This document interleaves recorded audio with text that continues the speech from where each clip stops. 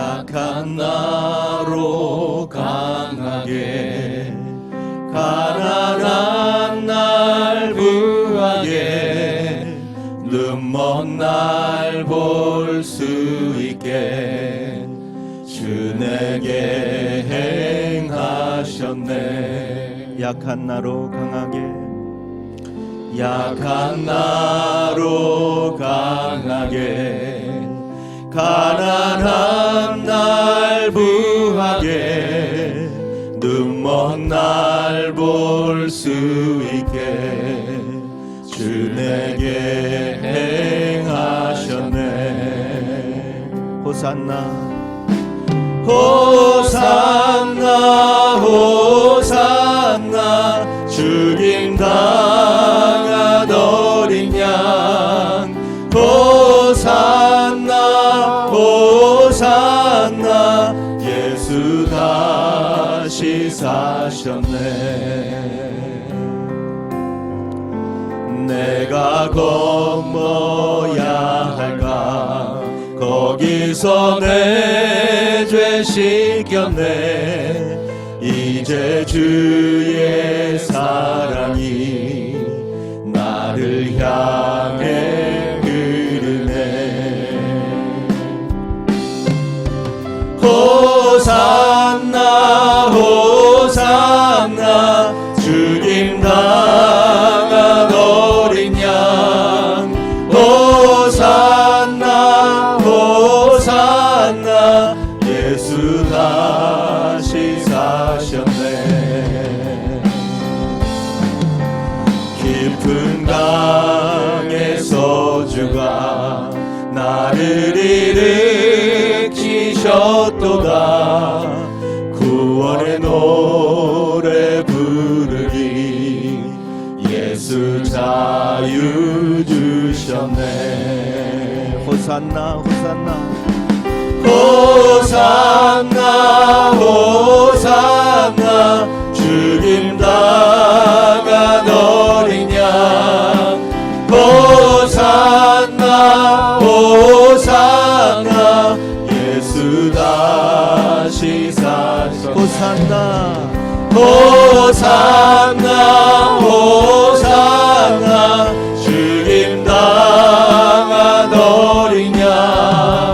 호산나 호산나, 예수 다시 사셨네. 완전하신 주,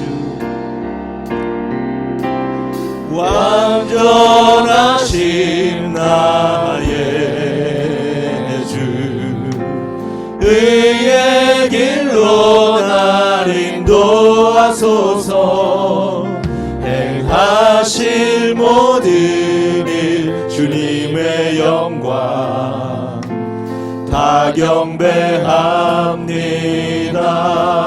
완전하신 나의 주,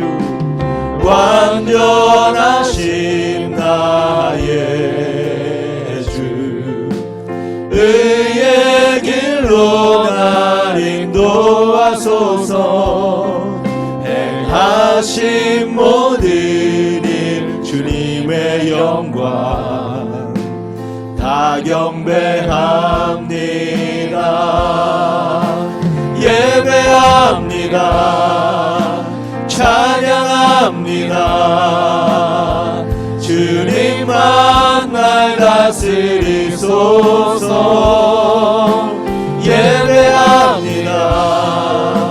찬양합니다.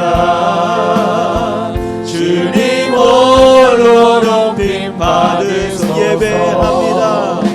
예배합니다. 찬양합니다. 주님만 날 다스리소서. 예배합니다. 찬양합니다. 주님 홀로 높임 받으소서.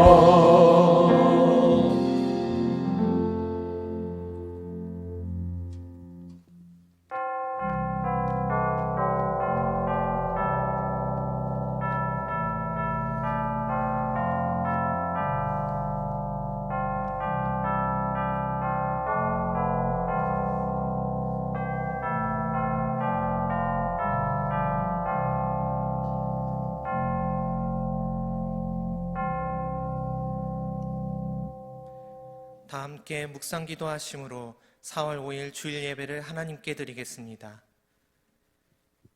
우리의 모든 죄를 속량하시려고 십자가를 지신 주님, 그 은혜를 생각하며 드리는 우리의 예배를 받아 주옵소서.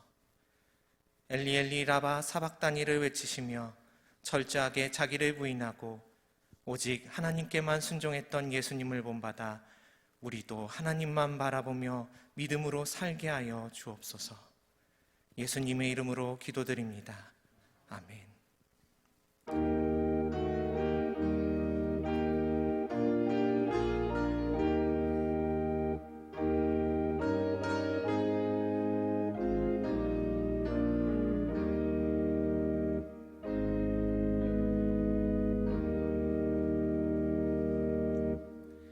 다 같이 사도신경으로 우리의 신앙을 고백하겠습니다. 나는 전능하신 아버지 하나님, 천지의 창조주를 믿습니다. 나는 그의 유일하신 아들, 우리 주 예수 그리스도를 믿습니다.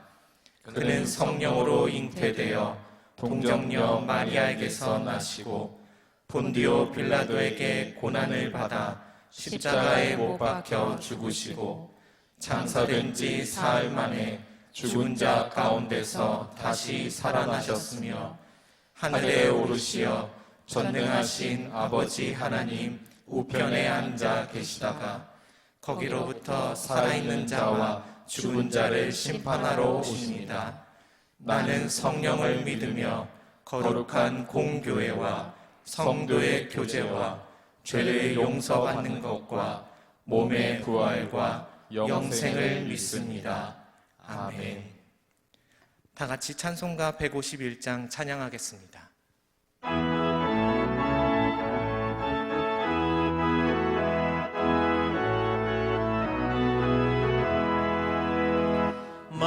만왕의 왕 내 주께서 왜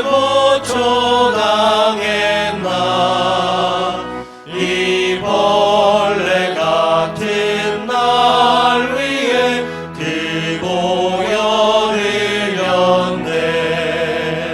십자가 십자가 내가 처음 볼 때에 나의 맘에 큰 고통 사라져 오늘 믿고서 내 눈 밝았네. 참 내 기쁨 영원하도다. 주 십자가 못 박힘은 속죄야만인가. 그 긍휼함과 그 은혜 말할 수 없도다. 십자가 십자가 내가 처음 볼 때에 나의 맘에 큰 고통 사라져 오늘 믿고서 내 눈 밝았네. 참 내 기쁨 영원하도다. 늘 울어도 그 큰 은혜 다 갚을 수 없네. 나 주님께 몸 바쳐서 주의 일 힘쓰리. 십자가 십자가 내가 처음 볼 때에 나의 맘에 큰 고통 사라져 오늘 믿고서 내 눈 밝았네. 참 내 기쁨 영원하도다. 성시교독 131번 고난주간 2번입니다. 우리가 전한 것을 누가 믿었느냐? 여호와의 팔이 누구에게 나타났느냐? 그는 주 앞에서 자라나기를 연한 순 같고 마른 땅에서 나온 뿌리 같아서 고운 모양도 없고 풍채도 없은즉 우리가 보기에 흠모할 만한 아름다운 것이 없도다. 그는 멸시를 받아 사람들에게 버림받았으며 간고를 많이 겪었으며 질고를 아는 자라. 그는 실로 우리의 질고를 지고 우리의 슬픔을 당하였거늘 우리는 생각하기를 그는 징벌을 받아 하나님께 맞으며 고난을 당한다 하였노라. 그가 찔림은 우리의 허물 때문이요 그가 상함은 우리의 죄악 때문이라. 그가 징계를 받음으로 우리는 평화를 누리고 그가 채찍에 맞음으로 우리는 나음을 받았도다. 아멘. 김기현 장로님 나오셔서 공동기도 인도해 주시겠습니다.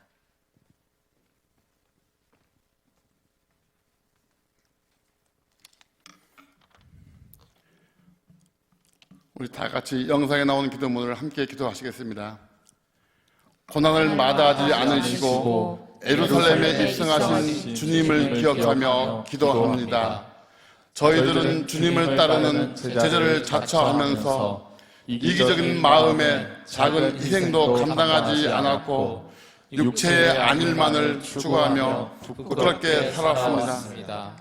제자들의 발을 씻어주신 주님을 기억하며 용서를 구하오니 우리의 해결을 받으시고 용서해 주옵소서. 이 시간 예배를 통하여 은혜 받게 하시고 십자가를 향해 용감하게 나아가는 예수님을 본받아 우리도 진리와 복음을 위해 용감하게 나아가게 하옵소서.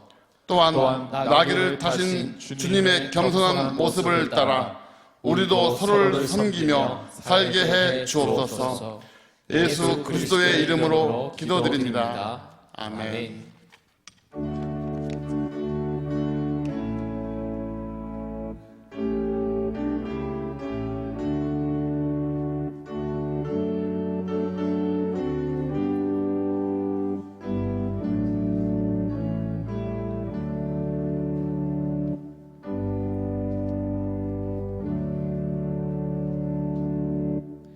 이 시간 하나님께서 우리에게 주시는 말씀은 고린도전서 11장 23절과 24절입니다.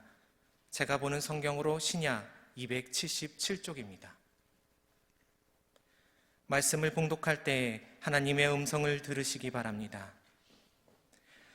내가 너희에게 전한 것은 주께 받은 것이니 곧 주 예수께서 잡히시던 밤에 떡을 가지사 축사하시고 떼어 이르시되 이것은 너희를 위하는 내 몸이니 이것을 행하여 나를 기념하라. 이 시간 교육자와 장로님들의 특송이 있겠습니다.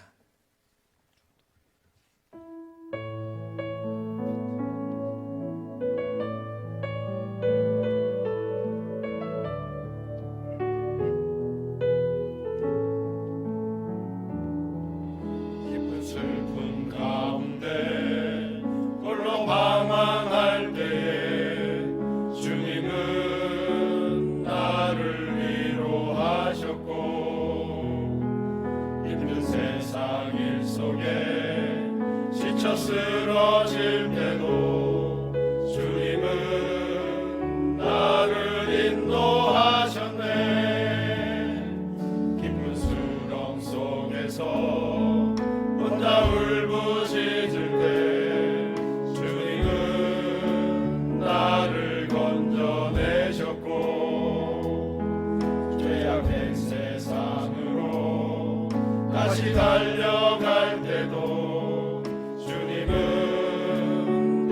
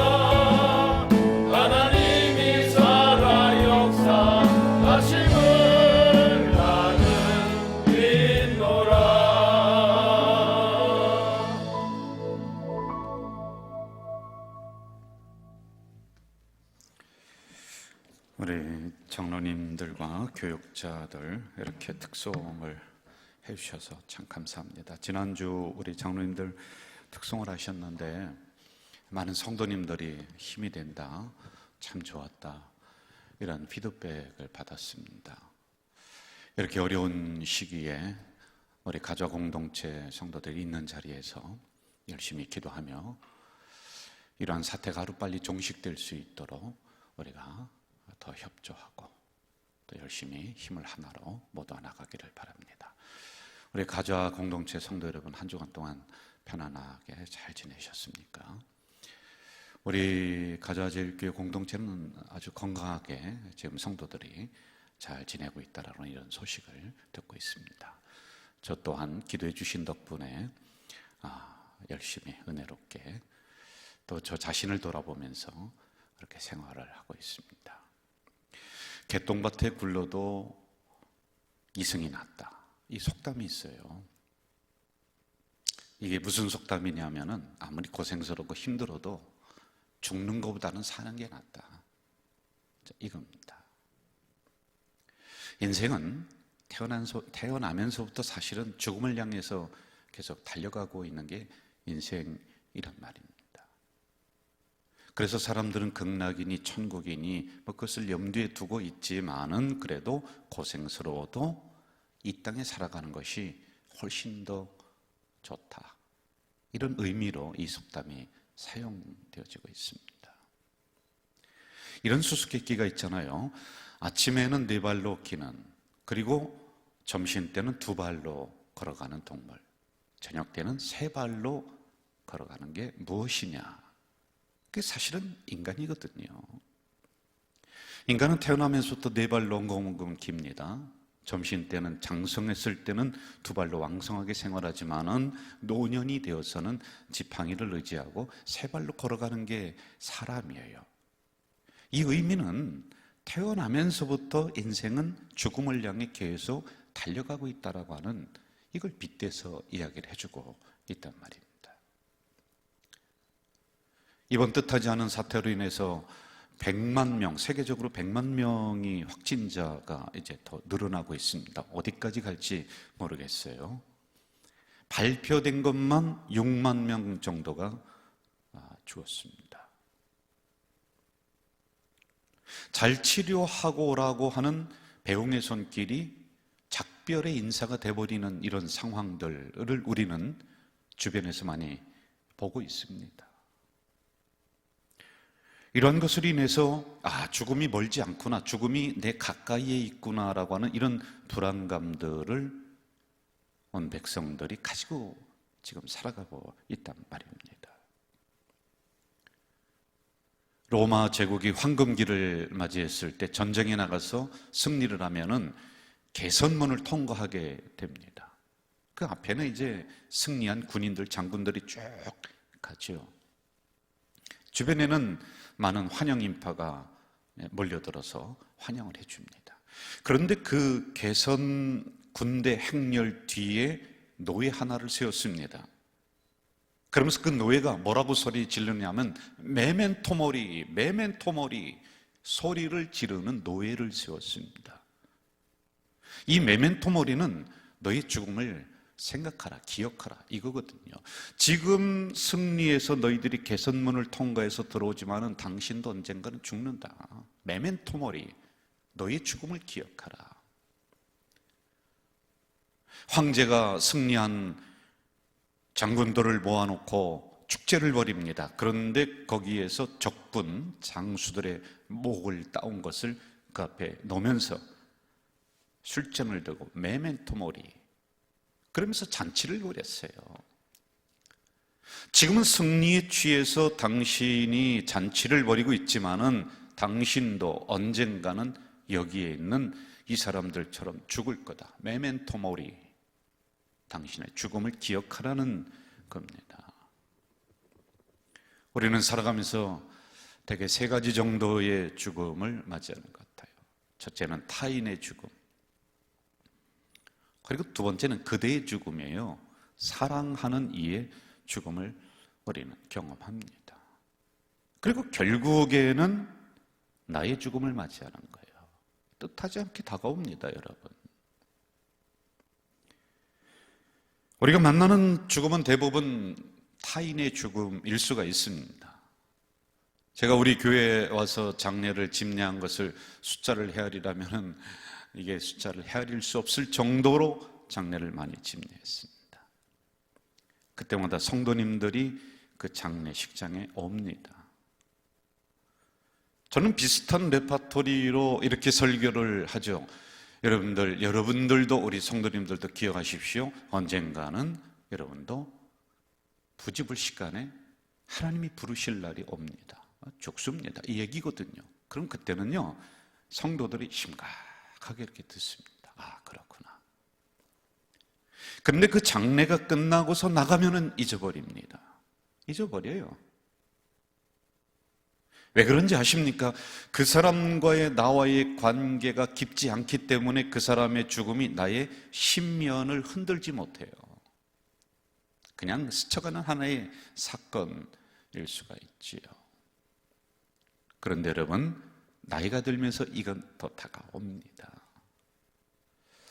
언젠가부터 우리 교회 어르신 권사님들이 장례식을 안 오시는 거예요. 전에는 함께 가서 슬픔도 나누고 뭐 기도도 같이 하고 그랬는데 안 오세요. 그래서 제가 어르신 권사님들 같이 갑시다 했더니 안 간대요. 안 간대요. 그 왜 그러시냐고 그랬더니요, 이분들이 그런 얘기를 해요. 그 사람과 나와의 관계가 깊지는 않지만은 내가 장례식장에 가서 이 장례식을 치르는 그 과정 속에 함께 있다 보면은 슬퍼진대. 아, 나도 언젠가는 죽을 날이 있구나. 빨리 오는구나. 이걸 알기 때문에 아유, 목사님 저는 안 갈래요. 안 갈래요. 이런 이야기를 하더라고요. 다음으로 우리가 생각해야 될 것은 그대의 죽음, 사랑하는 이의 죽음이란 말입니다. 제가 어느 날 어떤 영화를 한번 봤습니다. 멀지 않은 시간인데요, 과거인데요. 그런데 그 영화에 보니까 주인공이 아들을 먼저 보냈습니다. 그 아들을 무덤에 묻고는 이렇게 혼자 넋두리를 하더라고요. 아들을 내가 먼저 묻는 게 아닌데, 본인이 먼저 죽어야 되는데 그렇지 못하다라고 하는 것이겠지요. 지금은 고인이 되셨습니다마는 박완서라고 하는 소설가, 아주 유명한 소설가 있지요. 1988년에 남편이 폐암으로 투병 생활을 합니다. 그 간병을 하면서 이제 글을 쓴 게 있어요. 그런데 이 남편분이 뭐가 있느냐면 중절모를 모으는 취미가 있어요. 이 머리가 빠지고 하니까 항암 치료를 하니까 중절모를 쓰고 또 벗어놓고 또 다른 거 쓰다가 벗어놓고 그 병실에서, 그런데 그게 모은 게 8개입니다. 돌아가신 그날 8개의 모자로 남은 당신이라고 하는 글을 썼습니다. 그런대로 이 길만 했습니다. 그런데 3개월 뒤에 꽃다운 나이 25 외아들이 있었습니다. 뜻하지 않게 불의의 사고로 번져 죽어버립니다. 이때 비통한 심정을 이렇게 기록을 하고 있더군요.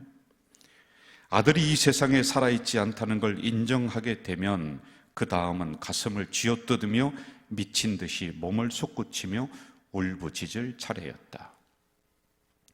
목청껏 아들의 이름을 부르면서 통곡하면 소리와 함께 고통이 발산되면서 곧 환장을 하거나 무당 같은 게 되어서 죽은 영혼과 교감할 수 있을 것 같은 예감에 사로잡히곤 했다. 내 기억력 말고는 아들이 존재했었다는 아무런 흔적도 남아있지 않은 이 세상이 도무지 낯설고 싫다. 그런 세상과는 생전 화해할 수 있을 것 같지가 않다. 한 말씀만 하소서라고 하는 그 책을 이제 썼습니다. 그 안에 나오는 내용입니다. 이 책을 쓰면서 그분은 이렇게 이야기를 합니다. 통곡 대신 미친 듯이 끄적거리면서 쓴 책이다. 세상에 대한 분노가 있었다는 거죠. 자기는 사랑하는 아들을, 사랑하는 사람을 먼저 보낸 그 아픔이 있는데 세상은 그거와 아랑곳 없이 그냥 잘 돌아가거든요. 그래서 세상을 향한 분노, 이렇게 나의 아들을 일찍 데려간 신에 대한 저주, 이게 온통 그 책 속에 버무려져 있단 말입니다. 우리 교회도 사랑하는 이들을 먼저 보낸 사람들이 꽤 있습니다. 그분들 만나서 손잡고 이야기할라 치면은 왠지 모르게 가슴이 먹먹해지기도 합니다. 오랫동안 사셨던 부부신데 남편 먼저 하늘나라에 보내신 권사님, 뭐 그만큼 사셨으면 괜찮을 것 같은데요. 그분이 저희 그래요. 목사님 집에 들어가면은 이제 혼자니까 춥다. 목사님 추워요. 춥다는 거예요. 그래서 프랑스 실존주의 철학자인 보부아르는 그의 어머니가 세상을 떠났을 때 죽음을 일컬어서 뭐라고 하느냐면은 자기 가슴을 많이 후벼 파니까 결코 정당화될 수 없는 폭력이다. 사랑하는 이의 죽음을 옆에서 지켜보는 것은 폭력이라고 하는 겁니다. 뜻하지 않게 우리는 또 자신의 죽음을 맞이하기도 합니다. 제가 여러분 어리석은 질문 하나 해볼까요? 여러분은 인생을 사시면서 어떻게 살아갈까라고 하는 걱정이 더 많습니까? 아니면은 내가 어떻게 잘 죽을까라고 하는 걱정이 더 많습니까? 이게 무슨 이야기냐 하면은 여러분 사느라고 돈 버느라고 자식 건사느라고 뭐 이런저런 앞으로 살아갈 걱정이 솔직히 더 많지, 내가 무슨 유언을 남길까? 어떻게 죽을까?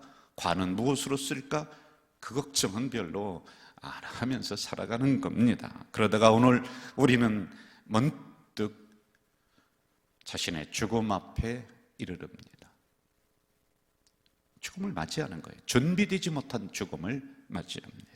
스위스 정신과 의사이자 죽음학의 선교자인 큐블러-로스는 죽음과 죽어감이라고 하는 책에서 이렇게 뜻하지 않게 사람들이 죽음을 맞이했을 때 5단계 부정, 나는 아니다, 그럴 리가 없다, 그리고 분노, 왜 나에게, 내가 뭐 잘못한 게 뭐가 있느냐, 타협, 신이 있다면 한 번만 나를 살려주세요, 하나님 한 번만 살려주세요, 타협을 하는 겁니다. 그래도 안 돼요.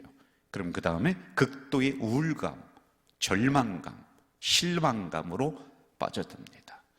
그리고 마지막에는 나도 죽는구나, 수용을 하게 된다는 거죠. 그럴 때 되면은 맺혔던 것을 풉니다. 죽음을 준비해, 그때서 준비합니다. 사랑하는 사람과 작별도 하고 또는 용서할 것 하기도 하고, 그러면서 죽음을 준비하게 되는 과정을 거친다라고 이야기합니다.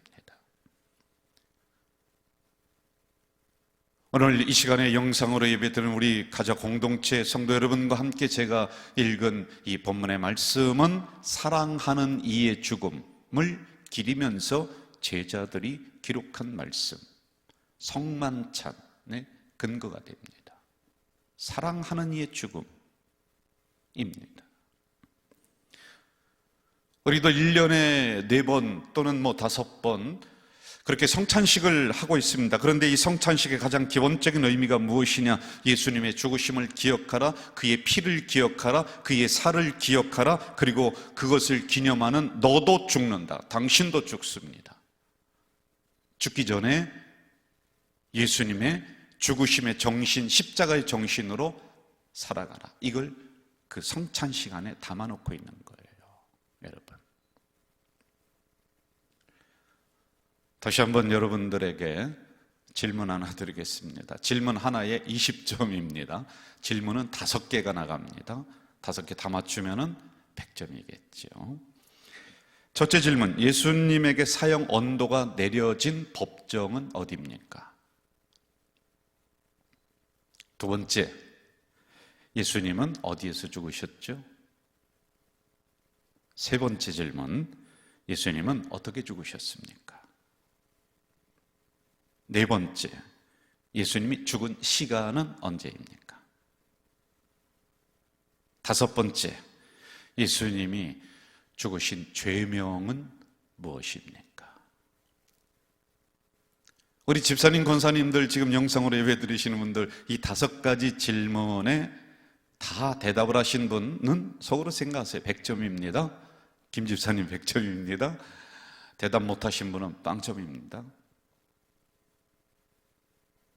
두 개 맞추신 분은 40점입니다.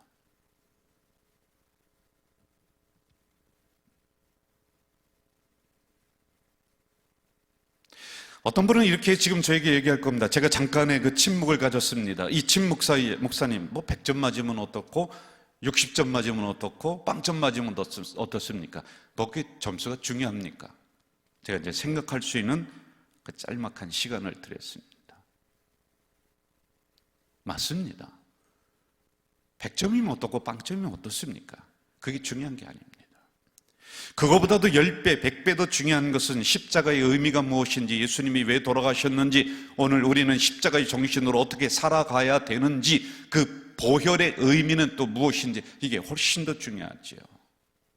그게 더 중요하지요. 예수 그리스도의 전체 복음의 활동을 사복음서에 담아놓고 있습니다. 그것을 한 장으로 딱 요약을 하면은, 그림을 그리라고 한다면은 십자가입니다. 십자가. 한 장의 그림, 한 컷의 그림은 십자가입니다. 여기 다 담겨 있습니다. 골고다는 아람어로 불카타, 헬라어로는 해골이라고 하는 뜻입니다. 여러분, 이것은 뭐냐면 해골과 같은 인생에 여러분의 정수리에 십자가가 내리꽂아서 거기로부터 보혈이 흘러서 해골 같은 인생이 다시 살아나서 생기를 얻어 살아간다라고 하는 뜻이 이 안에 있는 거예요. 여러분, 정수리에 십자가가 박혀서 보혈이 흘러서 살아가는 인생들입니다. 안 그러면 해골입니다. 그래서 종교개혁자 마틴 루터는 아주 재미난 이야기를 했습니다. 성경을 꽉 짜면은 피가 흐른다, 보혈이 흐른다는 거예요. 저는 인도에서 1년간 선교활동을 했다라고 많이 말씀을 드렸습니다. 거기는 힌두교가 국교입니다. 바라나시라고 하는 곳에 갔는데 아주 재미난 장면을 제가 발견을 했습니다. 거기에 사두가 있습니다. 사제들이 있는데 템플, 그 신전에 그 백성들이 와서 거기도 제사를 드려요. 그런데 양을 끌고 오는 거예요. 양을. 그럼 어떻게 하나 봤더니요, 양을 한 사두가, 사제가 뿔을 딱 잡습니다. 그리고 저 뒤에서 그 도와주는 사람들이 뒷다리를 딱 잡습니다. 이 사제 그 대장이 있다가 이걸 내리치는 거예요. 목이 뚝 잘리니까 양이 털썩 죽더라고요. 그런데 거기에 이만한 그릇으로 피를 받는 거예요. 목에서 흘러내리는 피를, 콜콜 흘러내리는 피를 받아요. 그리고 이 피를 가지고 제단에 뿌리는 거예요. 그리고 나서는 그것을 가지고 온 사람에게 이마에 피를 발라주는 거예요. 피를 발라줍니다. 제가 아주 흥미있게 봤었던 이유는 구약의 제사법이 비슷합니다. 일단 백성이 양 한 마리를 가지고 회당으로 나옵니다. 그 양을 제사장은 머리를 쳐서 죽입니다. 그리고는 그 피를 받아서 그 피를 제단 뿔에 바릅니다. 그리고는 그걸 가지고 온 성도 백성에게 이 피를 뿌려줍니다. 씻어졌다는 거지요. 씻어졌다. 그리고 또 하나의 의미가 있습니다. 다시 시작한다라는 것입니다. 이렇게 제사를 드린 힌두교인들 보니까요, 막 기쁘게 막 그냥 나가는 거예요. 홀가분하게 나가는 거예요. 일종의 매듭 사건이 있지요. 그렇게 내가 양을 잡아 죽임으로 지금까지 깨름직하게 있었던 것들 다 처리했다. 그러므로 처음부터 다시 시작해도 된다라고 하는 매듭의 사건, 하나의 상징적인 사건. 그러니까 이 사람들이요, 양 잡아 죽이고 소 잡아 죽이고 제사 드리고 나서는 아주 홀가분하게 기쁨으로 다시 생활 현장으로 나가는 그런 말입니다. 여러분, 이걸 알아야 돼요. 모든 종교에는 이런 의식이 있습니다. 캐톨릭은 고해성사가 있습니다. 그래서 고해성사를 통해서 씻어주는 겁니다. 그리고 다시 시작해도 된다. 그러니까 홀가분한 거예요. 어떤 죄를 지었든지 간에 신부에게 가서 고해성사합니다. 우리나라 무속신앙에도 뭐가 있느냐? 씻음굿이 있어요. 살아가는데 그동안에 지었던 죄들이 많습니다. 이거 쾌름직하고 영 마음이 무겁습니다. 그러니까 씻음굿을 통해서 그 사람을 다 씻어주는 거예요. 죄를 사해주고 이제 백지 상태에서 다시 시작해도 된다라는 거예요. 이 종교마다 이게 있습니다. 그런데 문제가 뭐냐? 또 해야 돼요. 또 씻음굿 해야 돼요. 또 고해성사해야 돼요. 또 해야 돼요. 평생을 해야 됩니다. 이 문제는 구약 성경에도 있습니다. 여러분 한번 생각해 보세요. 예루살렘 성전으로 양을 가지고 소를 가지고 오고 1년에 3번씩 의무적으로 이들이 지금 드리고 있다. 만약 이런 법이 지금 오늘 여러분들에게 이 법이 적용이 된다면은 예수 믿다가 다 거덜나 버립니다. 소 잡을래요? 여러분, 소는 제사안의 1순위입니다. 시골에서요. 그렇잖아요? 근데 1년에 한 번씩 소 잡아드리는 거야. 안 되는 겁니다. 또 더 문제는 뭐냐면 우리가 예루살렘이 어딘지도 몰라요. 이스라엘이 어딘지도 몰라요. 언제 거기 가서 그 예루살렘 성전에서 그 제사 드리면서 그걸 잡아 드릴 수가 있느냐란 말입니다. 그러므로 이 문제를 신약에서는 다음과 같이 해결하고 있습니다. 먼저 로마서 3장, 모든 사람이 죄를 범하였음에 하나님의 영광에 이르지 못한다. 여러분, 이 말씀은 뭐냐면 잘 들으십시오. 이 말씀은 여러분들도, 지금 예배드리는 여러분들도 소 잡아 죽여야 되고 양 잡아 죽여야 되는 인생이다. 죄인이라는 거예요. 그런데 그거 못하잖아요, 우리요. 그걸 일단 인정하고 시작을 합니다. 그래서 성경은 그 다음에 이렇게 이야기하고 있습니다. 왜냐? 매일 우리가 소 잡아 죽이고 양 잡아 죽일 수가 없고 이스라엘 가서 예루살렘에 가서 할 수가 없단 말입니다. 그러므로 이 문제를 어떻게 해결해 주고 있느냐? 히브리서 9장에 이렇게 말합니다. 염소와 송아지의 피로 하지 아니하고 오직 자기의 피로, 자기는 누구예요? 예수 그리스도 십자가의 피로 영원한 속죄를 이루사 단번에 성소에 들어갔다. 단번에 들어갔다는 겁니다. 우리가 소 잡지 않고도 양 잡지 않고도 비둘기 잡지 않고도 이스라엘의 예루살렘에 가지 않고도 우리가 있는 그 자리에서 우리의 양심의 문제, 죄의 문제를 범우주적으로 해결할 수 있는 방법, 그게 무엇입니까? 십자가야. 이거 기념하라는 거예요. 이거 알아야죠. 30년 예수 믿었으면 30번 고난 주간 보냈잖아요. 이 정도 알아야죠. 깨달아야죠. 황소의 피로 여러분의 죄가 사해지는 게 아니에요. 염소의 피로 죄가 사해지는 게 아니에요. 예수 그리스도의 골고다 언덕에서 그 십자가가 내 정수리, 해골 같은 내 인생의 정수리에 박힘으로 그 보혈이 흘러서 내가 다시 사는 거야. 이 정도 기념하고 알아야 되지 않습니까? 여러분, 구원은 한번 생각해 보세요. 개인적인 거예요. 십자가 사건은 개인적인 거예요. 제사장이 피 발라야 되고 피 뿌려야 되고, 여러분 그게 아닙니다. 제사장이 대신해서 염소 잡아야, 아니에요. 지금의 기독교는요, 개인적인, 내가 예수 믿어야 되고 내 십자가야 되고 내가 제단에 나가야 되는 거예요. 잘못된 종교는 자꾸 그 안에 사람 끼워 넣잖아요. 이게 교주가 되는 것이고 사이비 종교 되는 것이고, 그 사람이 와서 꼭 손대야 되고 뭐를 해야지만이 풀린다. 그게 아니라니까요.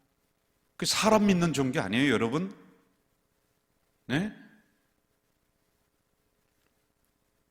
예수님이 단번에 성소에 들어가셨습니다. 그러므로 예수를 믿는 우리도 이렇게 성소에 내가 나와서 주님, 나의 십자가 고백하면 되는 거예요. 이 길을 주셨단 말입니다. 이거 기념하세요. 아셔야 돼요. 신학적으로 이걸 정리하면은 나는 그 누구의 공로가 아닌 오직 주님의 흘리신 보혈을 믿음으로 구원받는다. 이 구원 속에는 하나님의 역사와 하나님의 은혜가 담겨 있어요. 이 구원 속에는 그렇습니다. 적어도 여러분 예수님 사랑합니다. 나는 평생 주님을 따라가겠습니다. 라고 결심하며 이 길에 들어선 사람이라면 기념하십시오. 기념한다는 것은 아셔야 됩니다. 다시 깨달으셔야 됩니다. 이게 여러분 사건으로 다가와야 됩니다. 우리가 고난주간에 이제 오늘 종료주일을 지나면서 내일부터 고난주간을 한 주간 지납니다. 우리가 중요한 문제 또 하나 여기서 언급하고 가봅시다. 우리가 기도할 때 하나님 구원해 주세요. 하나님 구원해 주세요. 여러분 구원 받았는데 무슨 맨날 이상한 기도하고 있습니까? 구원해 주셨음을 감사합니다. 그리고 우리가 더 정확한 기도란 말입니다. 구원해 주세요, 구원해 주세요는 다시 양 잡아야 되고 다시 소 잡아야 되고 그 피 발라야 되고 그럴 필요가 없습니다. 죄 지을 때마다 성전에 와서 피 뿌리고 그럴 필요가 없다는 것이에요. 구원은 일회성입니다. 한 번이면 족합니다. 한 번이면 족하는 거예요.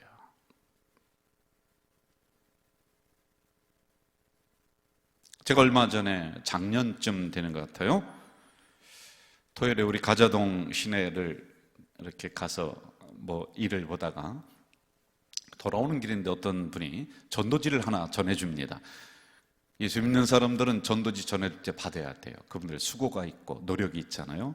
받았습니다. 그리고 차를 타려고 하는데 차를 탔어요. 근데 그분이 쫓아오더니 노크를 하는 거예요. 차 문을 두드리는 거예요. 전도지 받아준 것에 대해서 고마워서 그러겠구나. 그래서 차 문을 열었습니다. 그래서 예수 믿으라 그 얘기. 예, 제가 교회를 다닙니다. 그래도 예수 믿어야 된다고. 제가 일요일에 목사입니다. 그래도 예수 믿어야 된다. 목사입니다. 그랬더니 약간 부하가 나더라고요. 그러면서 저에게 뭐라고 하냐면 그러면은 언제 구원 받으셨습니까? 이거 참 괘씸하더라고요.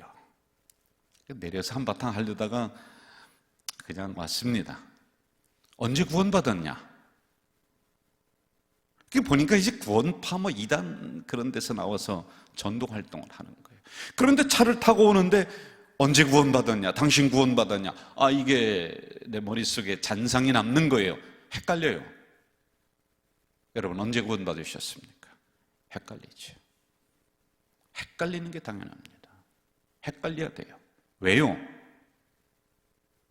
그렇게 해골 같은 인생 속에 십자가 박으시고 보혈을 흘려서 구원해 주셨는데 지금 여러분의 살아가는 모습은 집사로서 살지 못했거든요. 하나님이 구원받은 백성으로 제대로 살지 못했거든요. 그러니까 헷갈리셔야 돼요. 내가 구원 받았나 안 받았나, 내 생활을, 내 언행 심사를 스스로 돌아보니 헷갈려요. 헷갈리셔야죠.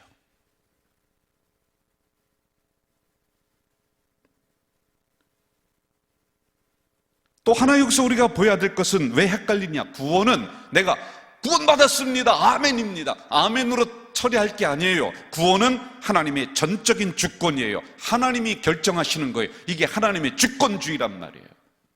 내가 아무리 믿습니다, 믿습니다를 골백번 한다 할지라도 구원이 대신할 수가 없는 거예요. 그게 대신할 수가 없어요. 여러분 이거 알아야 돼요. 우리 한국 기독교의 문제 중에 하나가 저는 여기 있다고 보는 거예요. 구원 받았냐? 아멘, 아멘. 크게 하면은 구원 받았다라고 가르쳐 놨단 말입니다.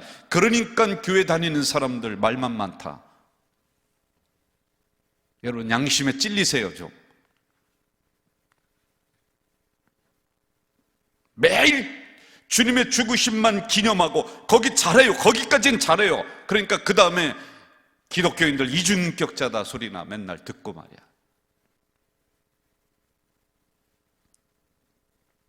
구원받은 백성이라면은 내가 예수님을 믿습니다, 나는 구원받았습니다, 그렇게 소리만 질러서 되는 것이 아니라 이제 기념했습니다. 그 다음 단계 삶이 따라와야 돼요. 살아가야 돼요. 그렇게요, 여러분. 우리가 성찬식을 하잖아요. 세 가지의 뜻이 그 안에 있습니다. 하나는 주님의 죽으심을 기념하라. 두 번째가 뭐냐면은 나도 그렇게 살겠다는 믿음의 결단이 있는 거예요. 원래 성찬식의 의미 세 가지는. 그리고 세 번째는 공동체성, 함께 식사에 참여하잖아요. 근데 우리는 그걸로 끝나요. 1번으로 끝나요. 아, 성찬식 오늘 은혜 받았어, 오늘 잘했어, 그걸로 끝나버리는 거예요. 그게 기념하는 게 아니에요. 사랑하는 이의 죽음을 그게 기념하는 게 아니에요, 여러분. 제가 이번 사태를 지나면서 걱정 어린 마음으로 설교를 통해 예언 아닌 예언을 경고를 했습니다. 참 제 걱정이 되더라고요. 뭐냐면은 우리 기독교 안에서도 이제 두 패가 나눠질 것이다. 어느 교회는 이러한 어려운 중에서도 우리는 성전에 모여서 예배를 멈추지 않았다, 그러므로 우리가 진짜 진리를 수호하는 교회다. 그렇지 않고 가정에서 예배 드리는 교회는 당신들의 믿음이 아니다. 이분법적 구조로 이게 쌈나게 생겨버렸어요, 여러분. 쌈나게 생겼단 말이에요, 여러분. 십자가만 기념하지 말고 십자가 정신으로 살아가는 것은 뭡니까? 그게 이기주의입니까? 자기만 생각해야 되느냐는 것이에요. 다른 사람들 다 죽어나가는데, 제가 볼 때는 2차 세계대전 때 죽은 사람들 숫자만큼 우리 세계적으로 그런 일이 일어날 것이다라고 지금 예언해요. 그렇게 지금 다 지금 막 그냥 공황 상태에 빠지는데 우리는 우리만 잘났다라고 기념하고, 저는 이번 부활주일도 무거운 부활주일이 돼야 된다고 생각하는 거예요. 예? 십자가는 그런 게 아니에요. 한번 구원받았으면 끝났다라고 하는 구원파보다는 우리의 삶이 더 선명해야 되잖아요. 저 어느 이단 집단보다는 우리의 삶이 더 정직해야 되지 않습니까? 내가 예수의 피로 성소에 들어간 것을 확신한다면 고백만 하지 말고 아멘만 하지 말고 믿습니다만 하지 말고 그 큰 은혜에 보답하면서 여러분 삶의 현장에서 이제 살아가야 되잖아요. 그래야 되지 않습니까? 이게 없으니까 맨날 기념만 하고 듣지 않아도 될 소리들 우리가 세상에서 듣고. 우리 새성전에서 십정동으로 가다 보면은 체육관 앞에 모델하우스가 있습니다. 그리고 우리 새성전 바로 옆에도 모델하우스가 있어요. 여러분, 모델하우스는 들어가 봤어요. 저도 아파트를 이렇게 짓겠습니다라고 하는 거 샘플을 기가 막히게 가서 탁탁탁탁 해놨어요. 아, 참 좋더라고요. 뭐 아주 잘 해놨습니다. 그런데 차이점이 뭔지 아세요? 이 모델하우스는 기가 막히게 잘 해놨지만 눈으로 보기만 해요. 거기서 먹고 자고 할 수가 없어요. 물도 안 나와요. 안 되는 거예요. 눈으로만 보는 겁니다. 가서 구경하고 나오는 거예요. 여러분, 십자가 구경만 하시겠습니까? 고난주간 기념만 하시겠습니까? 만약 그렇다면 우리 기독교는 아니, 여러분의 삶은, 여러분의 신앙은 모델하우스입니다.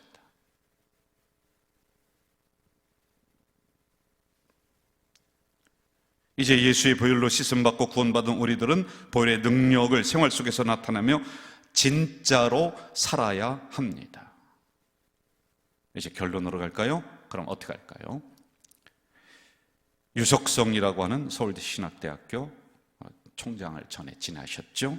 이렇게 얘기합니다. 한국교회는 예수 믿고 천당 간다, 이것만 주장했습니다.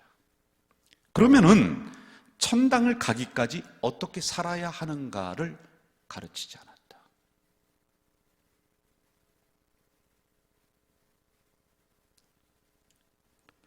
우리가 고난주간 이제 지날 겁니다. 종료주일 마치면서 십자가 고백만 하고 골고다 언덕에서 주님 죽으셨다, 언제 죽으셨냐, 뭐 100점 맞건 빵점 맞건, 여러분 그게 중요한 게 아니라 그분의 은혜로 그분의 피로 단번에 성소에 들어간 구원받은 여러분들, 해골 같은 인생의 정수리에 십자가가 꽂혀서 생기 얻어서 새로운 삶을 살아가는 우리 성도 여러분, 그러면은 이제 십자가에 부끄럽지 않은 그 정신으로 삶의 현장에서 살아가야 됩니다.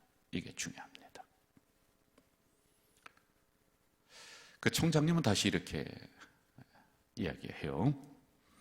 신앙심이 좋다는 사람들일수록 자기 중심적 이기주의에 빠지는 것을 많이 봤다. 예수는 자기만을 위한 존재가 아니라 다른 사람을 위한 존재, 타자를 위한 존재였기에 자기 희생과 봉사와 십자가 정신이야말로 한국교회를 살릴 본질이다.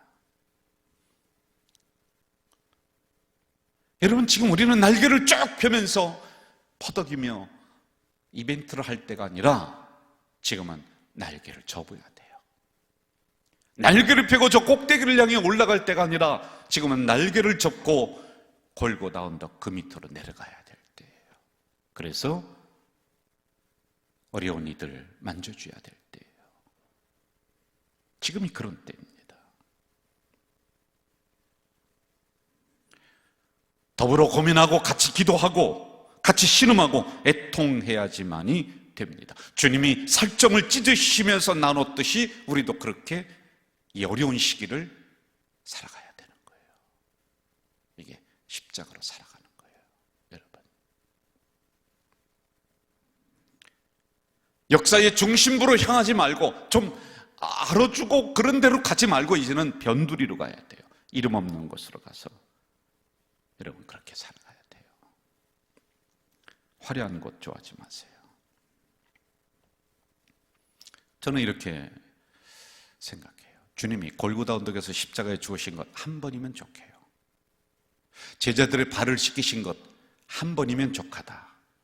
힘든 이들의 눈물을 닦아주고 병자들을 어루만지고 했었던 것 한 번이면 족하다. 그러면 그 다음에 어떻게 해야 되냐? 그 다음에 우리가 해야 돼요.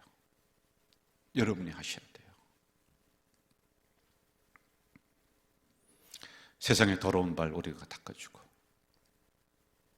어려울 때 우리들만 잘났다라고 하는 것이 아니라 함께 아파하며 기도하고 더 낮아지고 더 섬기고,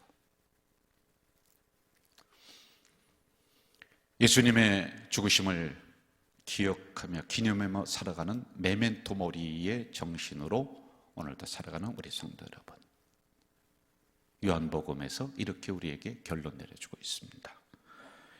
한 알의 밀이 땅에 떨어져 죽지 아니하면 한 알 그대로 있고 죽으면 많은 열매를 맺느니라. 여러분, 이 시간에 우리 함께 기도했으면 좋겠습니다. 제가 기도 제목을 드릴게요. 이번 일을 통해서 우리 가져질 교회 공동체성이 흩어지지 않고 더 견고해질 수 있도록 우리가 기도합시다.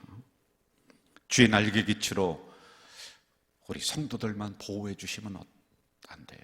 이 나라, 세계에 있는 모든 백성을 하나님 보호해 주시옵소서. 그리고 우리가 십자가의 정신으로 날개를 꺾고 골짜기로 내려가는 이번 고난주간이 될 수 있도록, 많은 이들 눈물을 흘리고 어려워하는 이때 우리가 함께 기도하며 눈물을 흘릴 수 있도록 우리 세 가지 기도 제목으로 통성으로 있는 자리에서 기도하겠습니다.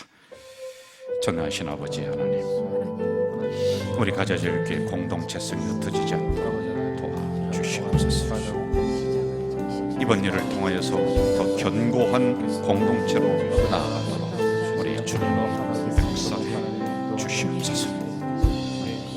주님의 날개 깃으로 가져질 교회 공동체만 보호하는 것이 아니라 이 나라 이 백성들, 세계에 있는 모든 부모를 지켜 보호해 주시옵소서.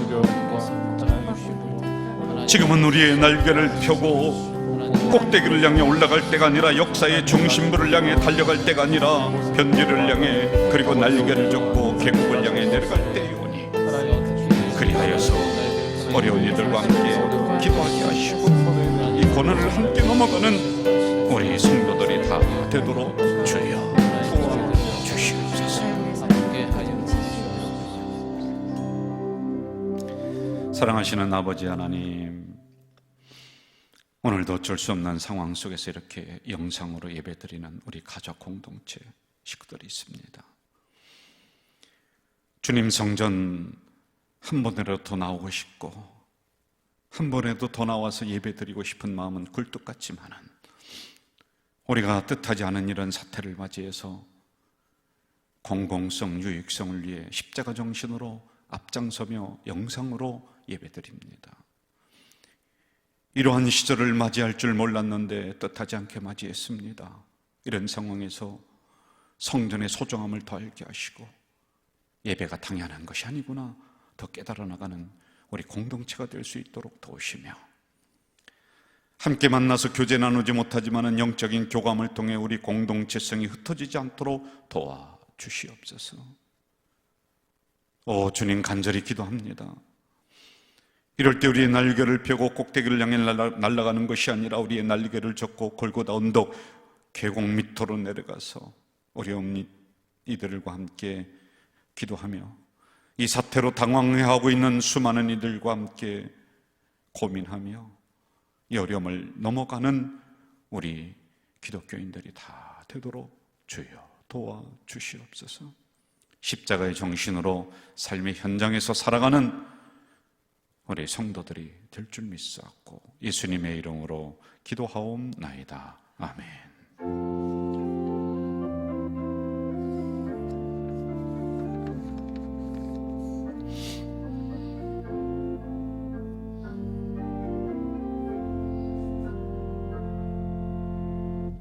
교회 생활 제가 말씀드리도록 할게요.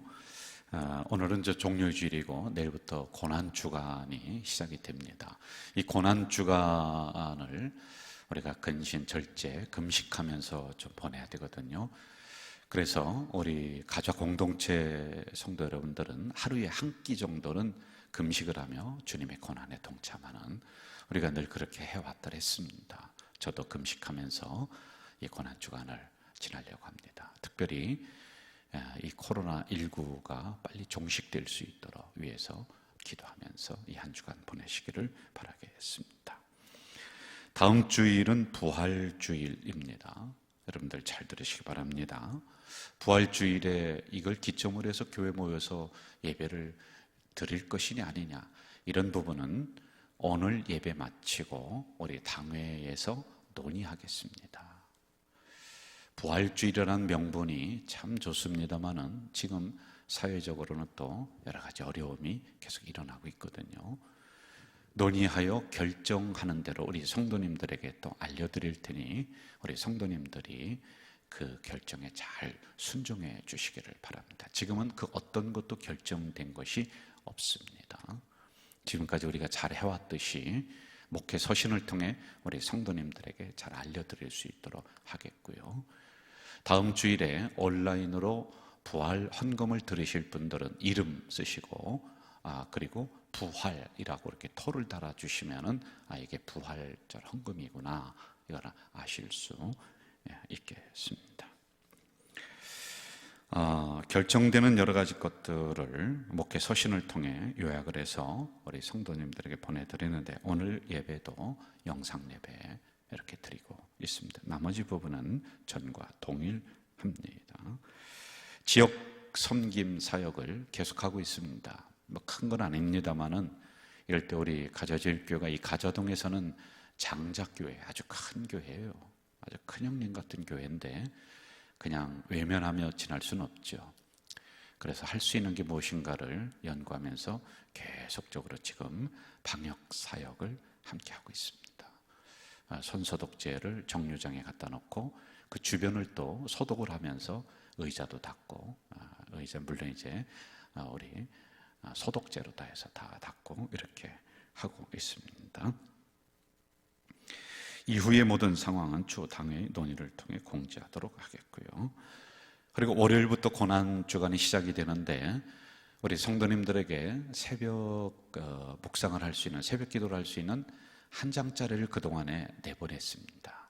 그런데 월요일부터는 새벽 4시 40분 정도부터 우리 성도님들에게 영상을 제가 한 주간 것을 다 마련했습니다.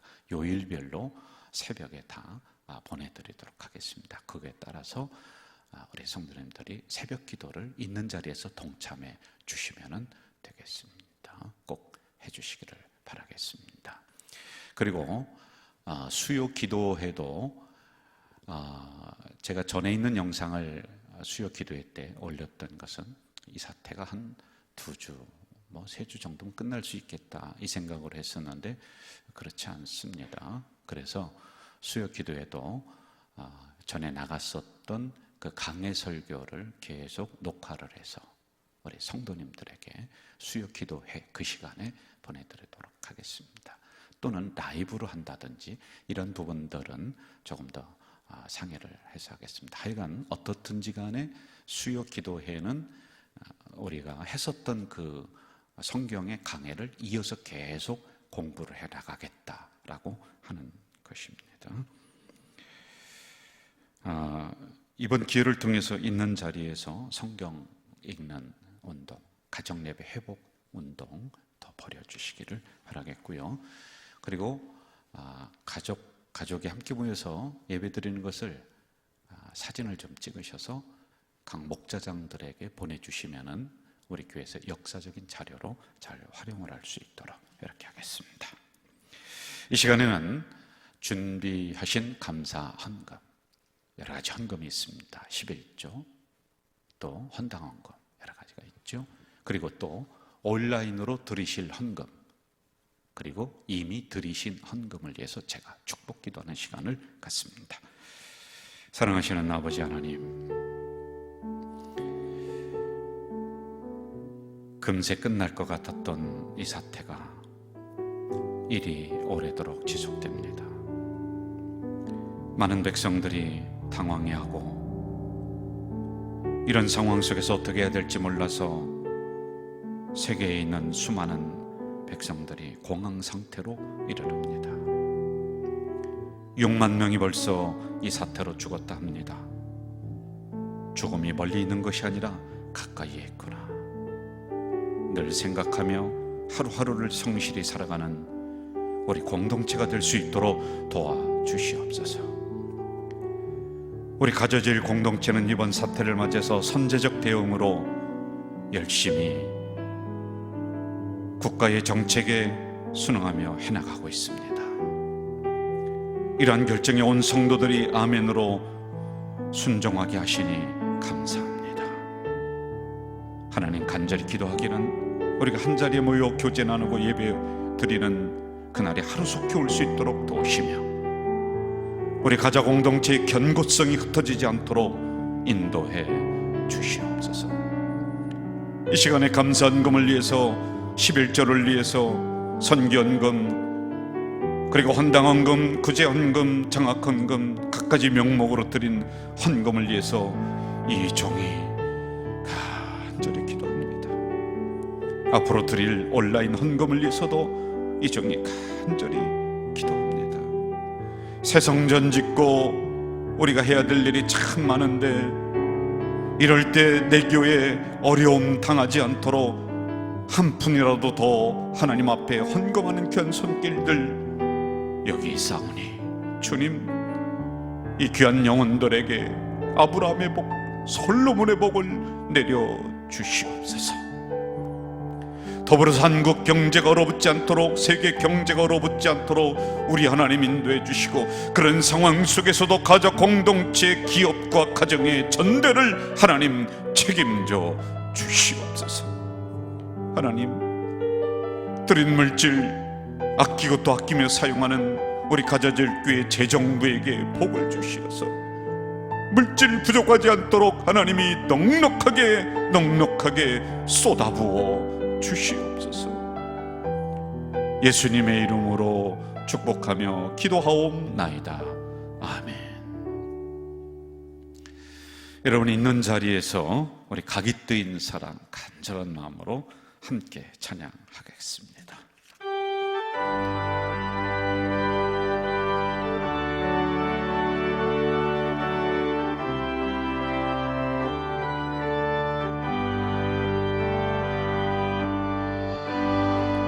각이 뜬 그 사랑 바로 십자가 사랑. 바로 십자가 사랑, 죽을 만큼 큰 사랑, 나를 살리신 사랑, 그 피를 보라. 나를 위해 십자가에서 쏟는 피, 그 피를 보라. 십자가에서 낙이 뜨인 사랑, 주의 피, 주의 피, 주의 피, 주의 피, 주의 피, 그 피로 죽었네. 주의 피, 주의 피, 주의 피, 그 피로 살았네. 주의 피, 주의 피, 주의 피, 주의 피, 그 피로 죽었네. 주의 피, 주의 피, 주의 피, 그 피로 살았네. 여러분 두 손 들고 주의 피, 주의 피, 주의 피, 주의 피, 그 피로 죽었네. 주의 피,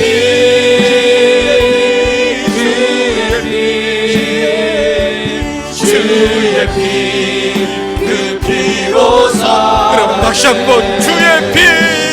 주의 피, 여러분 두 손 들고 하겠습니다. 있는 자리에서 우리 두 손 들고 주의 피, 주의 피, 그 피로 죽었네. 주의 피, 주의 피,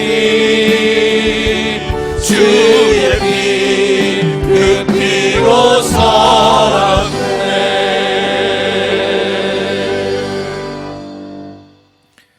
지금은 골고다 언덕 해골이라고 하는 그곳에서 나를 위해 십자가상에서 피를 쏟으시고 살을 찢으시며 해골 같은 인생을 살려주셨던 우리 주 예수 그리스도의 은혜와 어렵고 힘들 때마다 우리 인생을 번쩍 안으시고 보시고 그 험한 강을 사막을 건너시는 하나님의 만극하신 사랑과 지치고 힘들 때마다 다가오셔서 우리의 두 손을 꼭 잡고 동행해 주시는 성령님의 역사하심이 영상으로 예배드리는 우리 가족 공동체, 가정 위에, 자녀 위에 이제부터 영원까지 함께 하시기를 간절히 축원하옵나이다.